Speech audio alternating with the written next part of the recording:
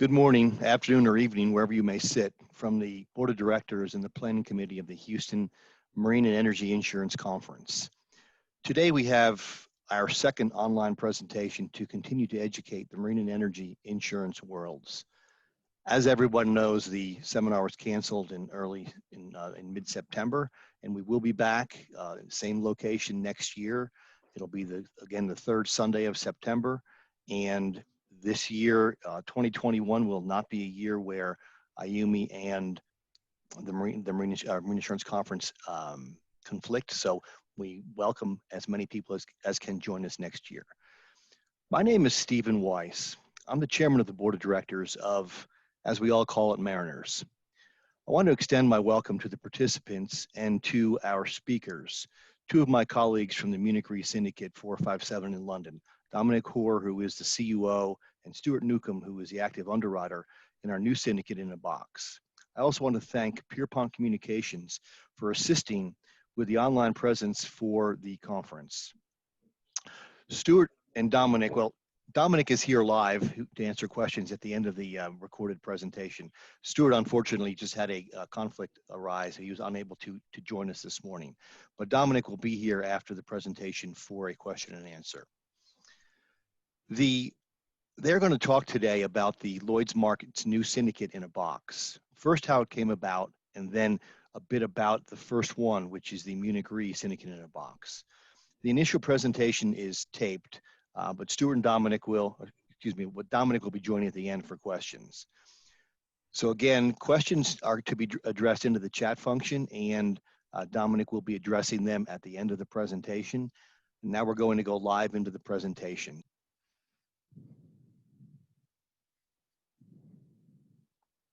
And welcome to the Houston Marine and Energy Insurance Conference's conversation with the Munich Re Syndicate 457 at Lloyd's.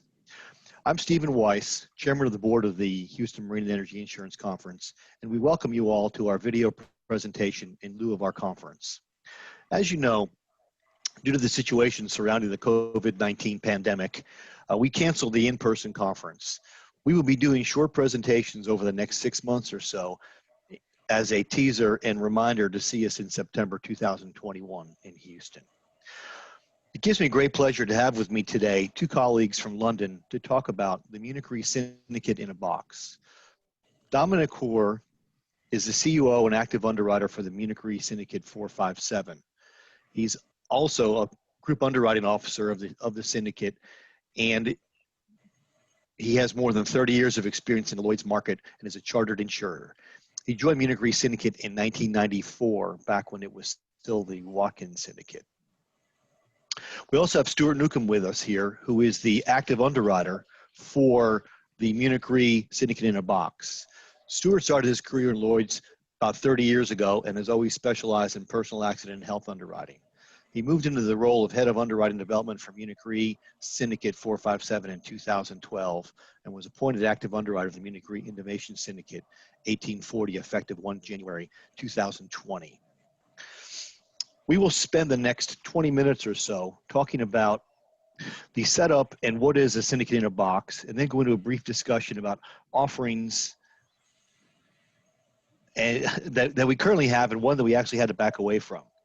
So I think that I'm going to pass this over to Stuart and Dominick. Dominick's going to give a brief introduction.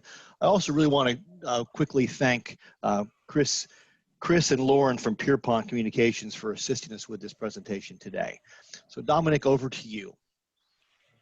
Steve, thank you very much for this opportunity, and welcome to everyone. I'm certainly very much looking forward to September 21, where we can actually do the seminar in person. It's something very close to my heart, so I'm looking forward to that. Just to give you some background before Stuart really gives you the detail. As everyone knows, Lloyd's has gone through a lot in the last 2 or 3 years, and is intending to go a lot more in the next 2 or 3 years. The first issue Lloyd's addressed was the performance, the underwriting performance. As many of you know, under the initial guise of oversight of John Hancock, Lloyd's done a lot of remediation work in improving the figures. And as you can see from the half-yearly result for 2020, we see a 7-point improvement in the underlying attritional loss ratio. So it looks at that actually as is now rewarding in profit. Now, the other thing which is part of this strategy in Lloyd's, the future of Lloyd's as it's called, is actually to modernise the Lloyd's workplace and the environment. You know, Lloyd's has not embraced technology as strongly as it should have done. Its cost base is increasing and is out of line with its peer group. And Lloyd's set out under the future of Lloyd's, which then became the Blueprint one, to actually transform Lloyd's in various guises and transform it from how to transact day-to-day business on electronic platforms, make capital access to market quicker, more agile, to find different ways of dealing with homogenous risk, commoditized risks, look at delegated underwriting authority, again, that make it more comfortable both for the MGA and also for Lloyd's. See what they can do with data. You know, Lloyd's is a fantastic source of data, but it's not very connected. And also lastly, and very importantly, was the concept of a syndicate in a box, which Stuart will talk about in more detail. Perhaps just give you a little bit of background to the success of this transformation. During the lockdown over the last 5-6 months, Lloyd's has traded with great efficiency. Volumes are up. We've moved from about 60% of our business being placed electronically to over 90%. The opportunity flow is there, and the market continues to support our endeavours. And this has all been done remotely. Lloyd's is now reopened the 1st of September. It's a slow return. We need to make sure we get it right and everyone feels safe and comfortable. So I think Lloyd's is already demonstrating its resilience in this time of change. And the very fact that it is able to embrace technology and it is able to deliver the required results in a remote working environment. That's not to say that Lloyd's will walk away from the relationship face-to-face, but it is changing and changing for the better. Anyway, that's enough from me, because when it comes to a syndicate in a box, and our particular one, Stuart is by far the expert and will give you a very good overview of the concept and what it does. So over to you, Stuart. Thank you, Dominic. Syndicate in a box, the premise behind it came out of the Lloyd's Blueprint 1, the future of Lloyd's, as Dominic has just said.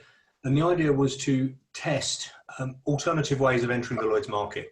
The traditional perception was that the route into Lloyd's was extremely cumbersome, slow and expensive, and that you needed a certain amount of scale before you could be a viable Lloyd's syndicate.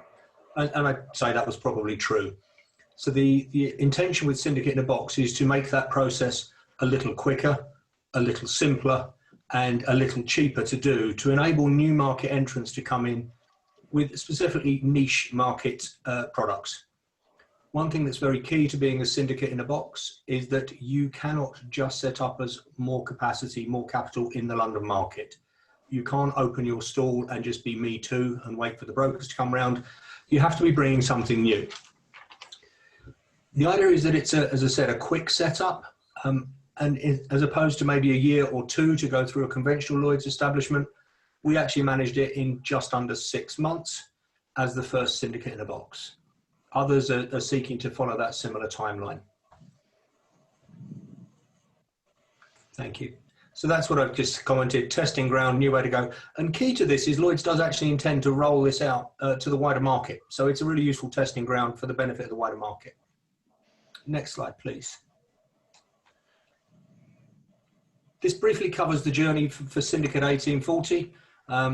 I came back from a business trip in mid-July to discover that conversations had been started. And this was at the very highest level between Lloyd's and Munich Re, to see what Munich Re and the Munich Re Syndicate and the organisation in London thought of the proposals for the future at Lloyd's. And they discussed all the various proposals on the list and did settle on to this Syndicate in a box as a potential initiative. So I picked it up in mid-July. We had August to really try and flesh out a proposal, a business plan, to see if that would work. And then we had to go through the various rounds of in-principle approvals. So we obviously had to discuss this with our parent, Munich Re, with our own controlling board in London, the MRSG board, and going into Lloyd's as well. We went through that process. This was 2019, correct, Stuart? 2019? This is summer of 2019, yes. Sorry, okay. I'll add dates on this one. We managed to get that approved by the end of September, which allowed Lloyd's to make public the fact that they'd established the first syndicate in a box. End of September, start of October. So that's the end of the in-principle planning, and then you start the build phase. To get NAIC approval, we had to be in by the end of September, opening bank accounts, trust funds, all of the structure that sits behind the syndicate in a box took us through to the end of December, so that we were in place and ready to underwrite for the start of January. In Lloyd's terms, that is significantly quicker than a traditional startup. And I think actually it was quite a major achievement, considering that the Lloyd's team were building it as we went. It was very much a collaborative process, as we were the first one through. Subsequent syndicate in a box get some benefit from that, but it's continually evolving. We asked why Munich Re should be doing this syndicate in a box, and those are the points we highlight at the bottom. Really, it gave a great test environment for new products, leveraging Lloyd's licenses, excellent primary license network around the world.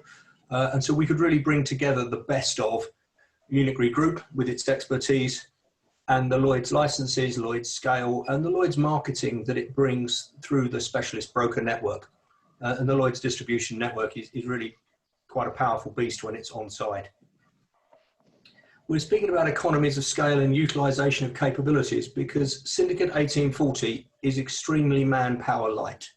We have 4 employees, not all of whom are full-time at present, to run a Lloyd's syndicate, because this is where we differ significantly from the traditional Lloyd's model, which would require that for every class of business we write, we have an expert underwriter to lead a team of underwriters for that class, claims expertise, and all the necessary know-how.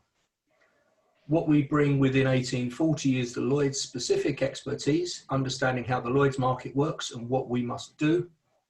But our colleagues throughout Munich Re, whether that's in Munich, in New York, in Princeton, or in Zurich, or anywhere else around the globe, they actually bring to the table the data, the actuarial, and the underwriting expertise we need to underwrite any particular risk that comes our way. So it allows us to maximize that expertise that we have around the group and keep a very light structure in London.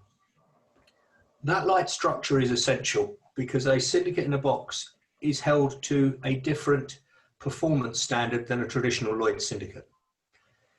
In order to achieve those economies and the slightly lighter touch setup, it must be smaller. So it has a maximum income allowance of 100 million. And it is held to a number of key performance indicators, such as it must break even within its first 3 years of operation, and it must operate at a lower acquisition cost ratio than a traditional Lloyd's syndicate. So we have to be leaner and meaner by design. And that does include the slight quirk that a Lloyd's syndicate in a box is not allowed to have a box. So one of the rules of a syndicate in a box is that we're not allowed to operate in Lloyd's, and we have to operate outside of the underwriting room. It keeps that differentiation, and actually it really reduces overhead. And it does mean a syndicate in a box could easily operate from Houston if that was a desire, or anywhere else. It doesn't have to be run from EC3. Could I have the next slide, please? Thank you.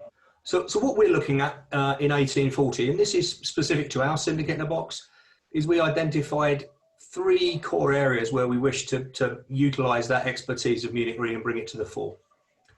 The first one was green energy, and we're not looking here at the traditional physical loss or damage that we may have seen for solar farms, wind farms, etc. We're looking at slightly different ways of addressing that, particularly things like a warranty backup for solar panels, which has been a Munich Re product for about 10 years. But they were only operating at the very largest solar farm scale. And we wanted to bring that down the value chain to make it available to smaller solar farms. And that effectively provides backing for those who are perhaps deciding to invest in a solar farm or having to raise capital. They can have a warranty backup as a sleep easy. We have a product that covers serial breakdowns of wind turbines, and something which covers energy efficiency, which is quite an interesting piece, which is where people are retrofitting energy efficiency equipment into factories, warehouses, schools, hospitals, on the premise that the energy they don't consume then doesn't have to be generated. And therefore it has an environmental impact because there is less consumption. We need fewer sources of energy, and frankly, their bills should be lower, which makes a more efficient operating model for those. Our weather products are all on the parametric basis. And those are some examples of the sort of things we're looking at.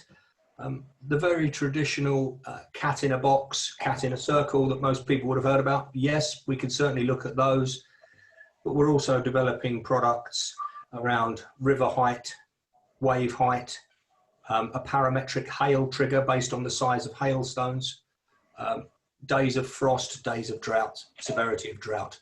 So all those types of things that could create an impact to a crop or an item of value, which perhaps wouldn't be picked up by a conventional insurance policy.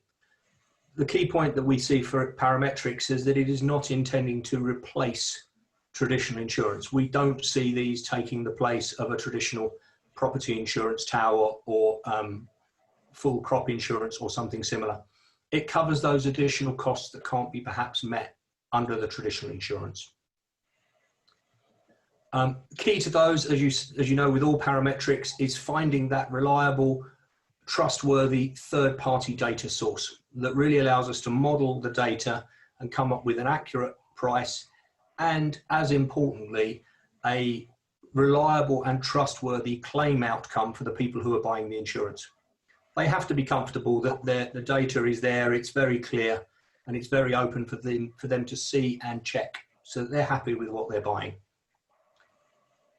The last piece for us is a little bit of a catch-all, but it's quite an interesting part of the catch-all. And we've referred to it as emerging risks. And these are not necessarily things that are brand new to everybody, but they may be new to Munich Re, or we may be moving to a different part of the economy. So there's a fairly well-established foothold for testing of autonomous vehicles in the USA, for example.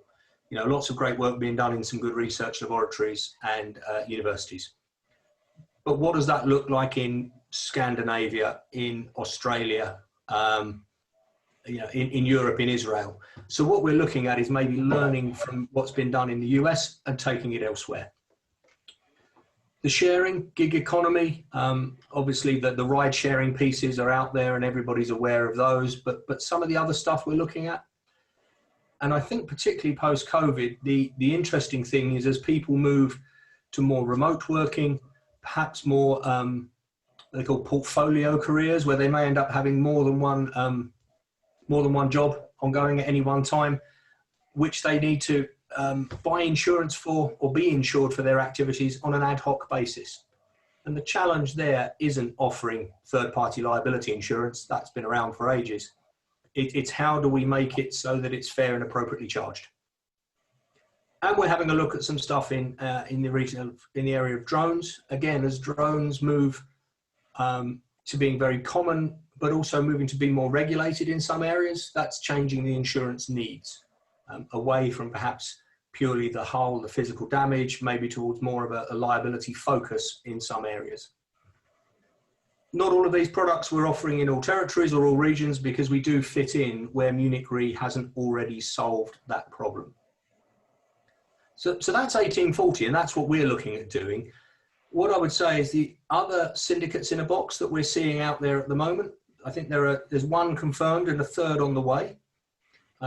One is covering very traditional insurances, but underwritten in a different manner, where they're using data and AI to model following lines on business. So rather than a sort of passive underwriter sat there looking to see what the leader has done, they're actually using some highly sophisticated data modeling tools to see whether it's a good follow right. And again, they're trying to leverage the low cost. And there is another one which is built around the premise of insuring cargo, but using better risk management tools, better data, and particular product sets. So not all syndicates in a box have to be about green energy and weather. They can be about whatever the topic is, as long as there is something new, unusual, and innovative.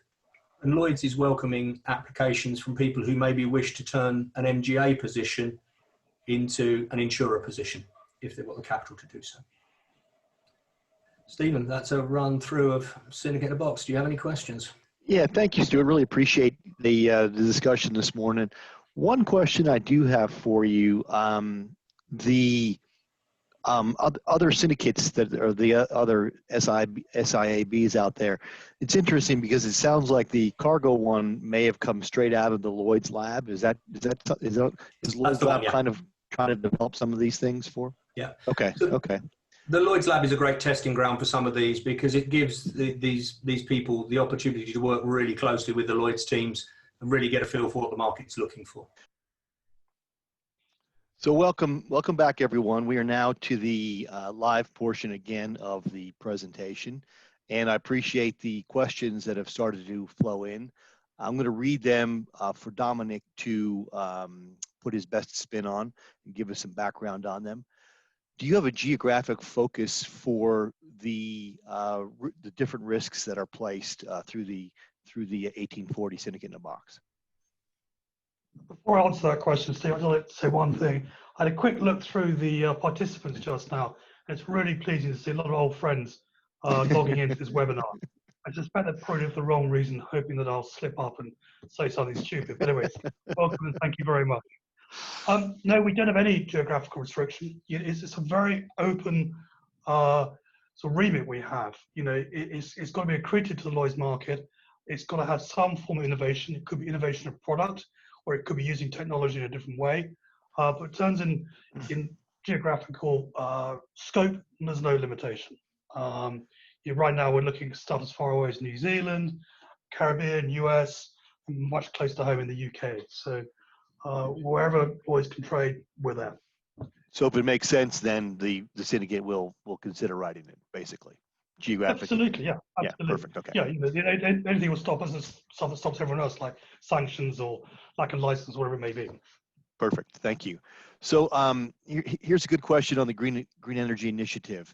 Does the Green Energy Initiative on wind turbines extend to other farm components, i.e. cables, or is it restricted just to the turbines? And if so, why just the turbines? This is where I need Stuart, actually. I think it's probably broader than just the turbines. And I think certainly, our approach is a very agile approach. So, if there's a particular requirement from a client sector, that goes beyond just the turbine, let's have a look at it. Let's see if we can construct something that actually fits the client's requirements. That wind turbine product is just based on really good, thorough engineering. So that concept can be applied to anything in many ways.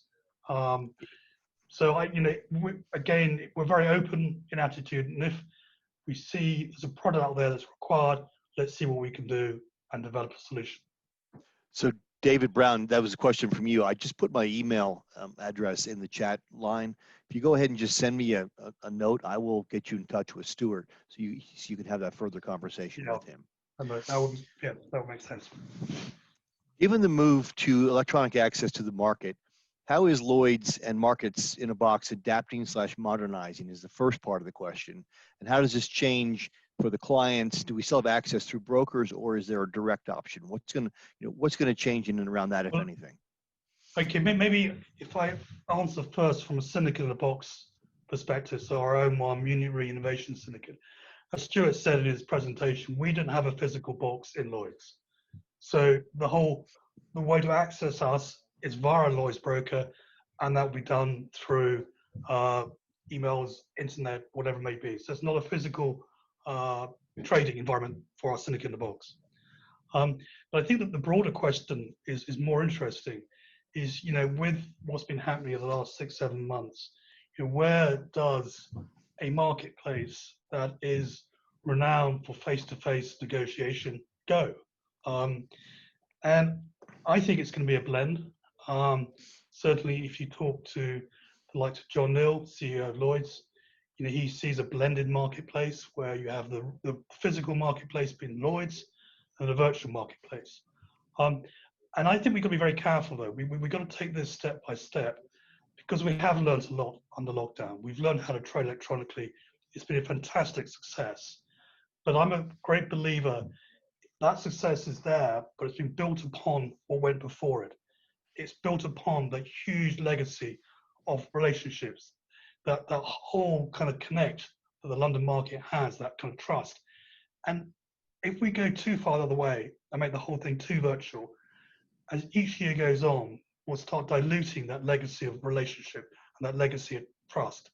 And I think we'll start losing what is good about the Lloyd's market and the London market.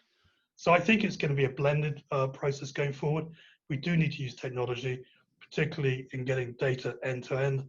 But I think it would be very damaging for us as a market and us as Lloyd's if we completely go virtual. I think that's not what the clients would like. They would like the business presented by their broker face to face to get the best deal.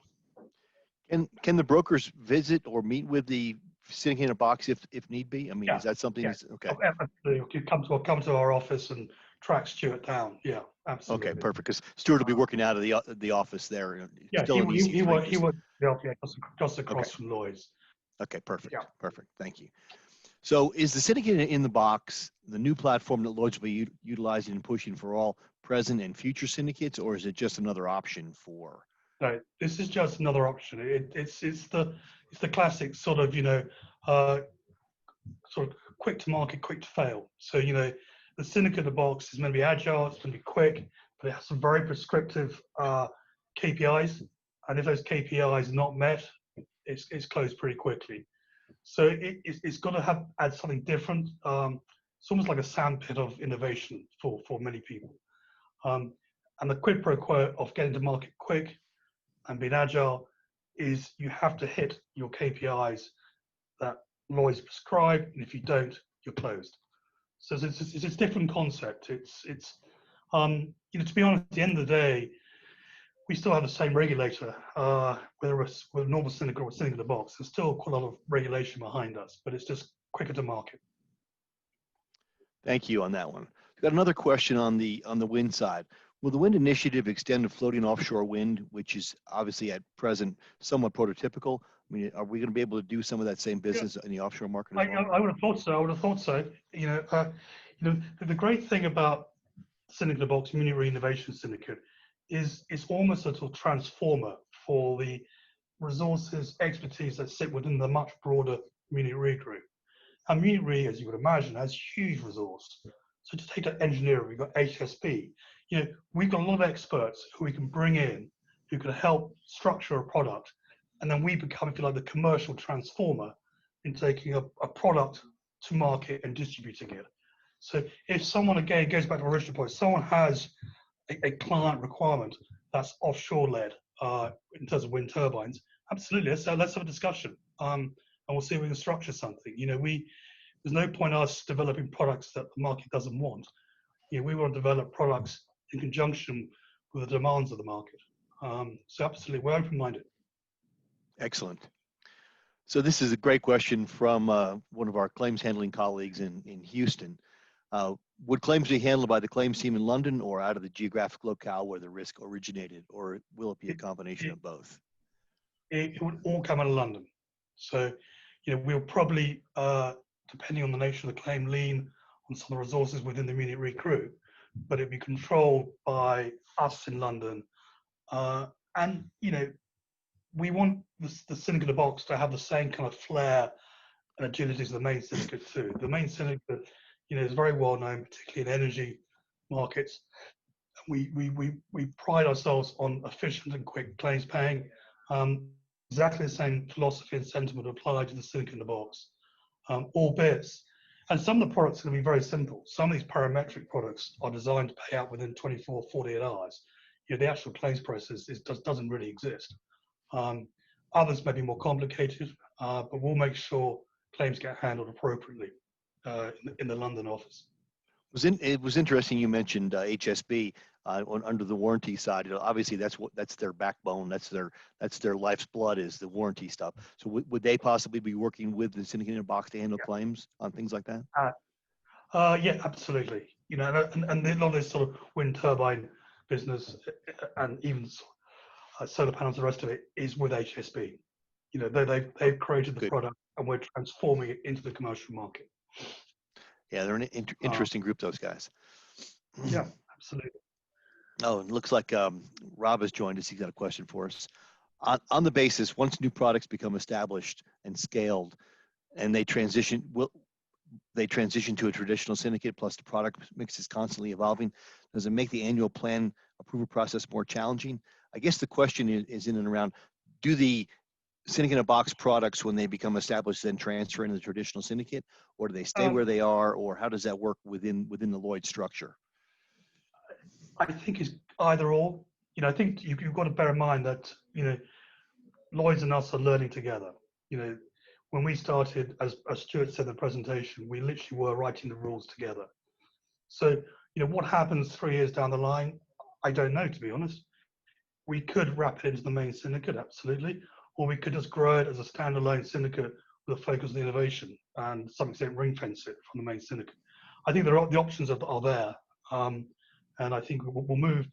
This is the great thing; it's not prescriptive. We're not caught in a sort of straitjacket here.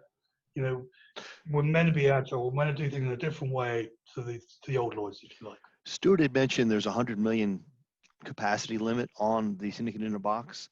Is that just a current limit, or is that something that they're gonna impose for the future, or is that maybe that's part of the reason for Rob's question, was bring it out of there when it starts getting too big? I'm not aware of any limit for syndicate in the box. That's just a sort of figure that we put out there, which is an aspirational figure. Excellent. So that's the end of the questions that I have. So I want to do a quick wrap up here with you, Dominick. So in order to approach the box or the syndicate in a box, would the folks would have to basically go through the same Lloyd's broker system that they currently go through, or could they go direct and then talk to Stuart, see if it fits, and then go back to the broker, set up a broker relationship? How would that work? Either or. Okay. So we've had both paces of approach. Sometimes it's principal to principal. Sometimes it's gone via a broker. Ultimately, it will have to be transacted by a Lloyd's broker. But as the initial discussions, particularly if people know us and know me, come direct and we'll talk about it, and then we can collectively find a broker to sort of pack it into. That's not a problem. Excellent. So I got another question. This is a really good one that we haven't really Stuart briefly touched upon, but I kind of want to throw it out there in a little bit more depth. So is it contemplated to open up the platform for more traditional products in worldwide locations other than London? Is that kind of what the Syndicate in a Box is about, or is that something? Syndicate in a Box can be based anywhere. It doesn't have to be based in London, as it doesn't have that physical presence in Lloyd's. So you could have a Syndicate in the Box based in Houston, absolutely. And if that's, that could be very attractive if you want to sell, new products to the oil and gas market or something, that may be more appropriate. So I think, because you're here, because you're here,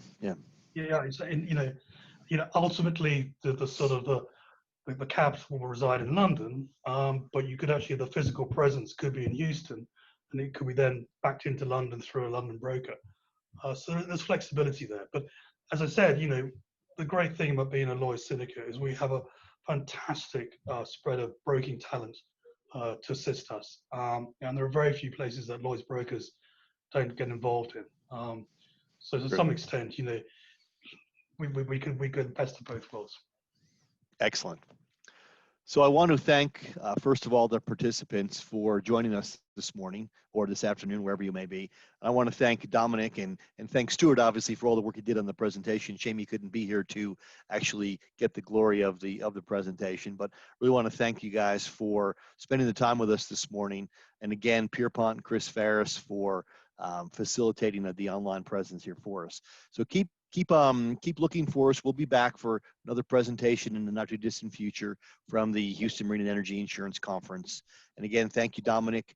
And if anybody has any questions for me, I've put in the chat box my email. It's steven.weiss@munichre.com. Very simple. And if you have any questions for Dominick or myself, if you don't have his email address, send it to me, and I'll make sure that it gets to the right people in the organization. Again, thank you all, and really appreciate the time you guys have spent with us this morning. Yeah, thank you very much, Steve, as well. And thank you all. Hopefully I'll see some of you soon over in Houston. Yeah, looking at the list of people, I'm sure most of those folks you know, Dominic. So Yeah. thanks Bye-bye. everybody. Thank you. Appreciate it. Bye bye now.